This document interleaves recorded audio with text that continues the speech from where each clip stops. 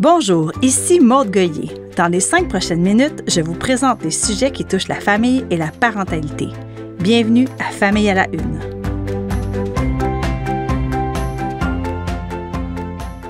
On le dit souvent que les temps ont changé. Sur une période de 20 ans, c'est fou comme le Québec a évolué, tant du côté des mœurs que des mentalités. Et s'il y a bien un domaine où il est facile de faire ce constat, c'est dans tout ce qui est lié à la parentalité. Prenons simplement le congé pour les parents. L'arrivée du régime québécois d'assurance parentale en 2006, qui permet à tous les nouveaux parents du Québec de prendre congé du travail pour rester auprès de leur enfant, est une révolution en soi. Cette mesure a permis, entre autres, une grande amélioration du côté de l'égalité dans les rôles de père et de mère.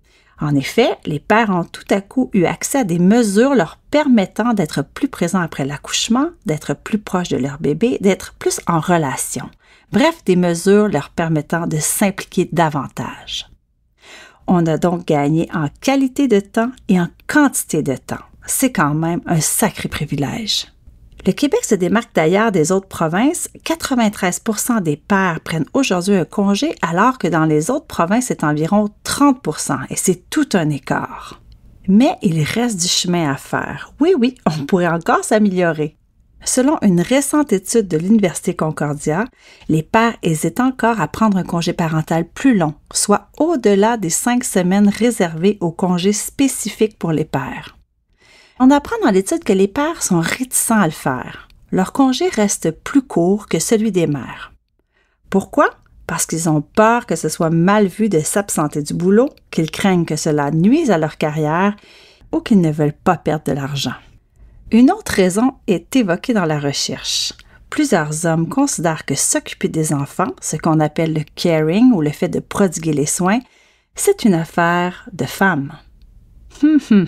Est-ce que bercer, donner du réconfort, nourrir, laver, changer, ça vient avec un genre?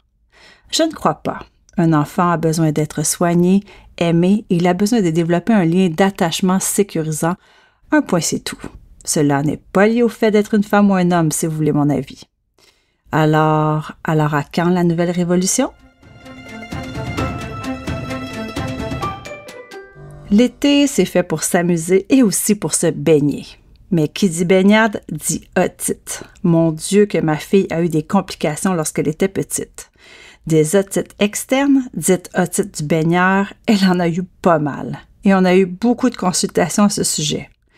Démangeaisons, enflures, douleurs vives, fièvre, difficulté à dormir, sécrétion, tous ces symptômes sont liés aux otites et je peux vous dire qu'on apprend vite à les reconnaître. Je ne sais pas si vous avez déjà fait une otite en tant qu'adulte, mais c'est un solide rappel de comment ça fait mal.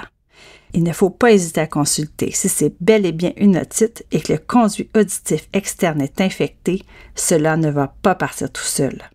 Ça prend des gouttes antibiotiques et même avec les médicaments, ça prend 7 à 10 jours à soigner.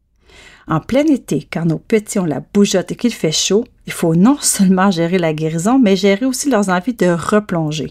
Il faut absolument éviter que de l'eau entre à nouveau dans les oreilles de notre enfant. Pour prévenir les otites, puisque ma fille était vraiment une abonnée, l'inciter à bien secouer la tête de chaque côté en sortant de la piscine pour évacuer l'eau, ça a bien fonctionné. Aussi, le port de bouchons a beaucoup aidé. Bon, le port du casque de bain, je dois dire, a été refusé catégoriquement. Mais je ne l'ai pas obstiné. Vous savez, comme parent, il faut choisir ses batailles.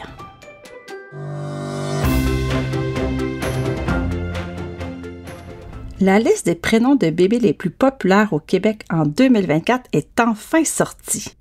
Les classiques Emma, Olivia, Florence, Noah, Léo, Liam demeurent les grands favoris des parents. Ce sont de jolis prénoms, mais si vous cherchez de l'originalité, il faut fouiller un peu plus loin dans le palmarès. Je me suis prêtée au jeu, je me suis amusée de façon tout à fait subjective. Voici quelques prénoms pas piqués des verres et pas mal moins connus. Chez les filles, Léna, Marguerite, Mathilde, Laurence, Océane, Lucie, Eliana et Claire. Et chez les garçons, Axel, Caleb, Isaac, Léandre, Albert, Paul, Laurier et Florent. Qui sait, peut-être que cela va vous inspirer. Bon, ça doit faire plus de 5 minutes que je vous parle. Et avant de filer, je vais vous souhaiter un très bel été en famille. On se retrouve à la rentrée pour une nouvelle saison de Famille à la Une. Merci d'avoir été là et à bientôt.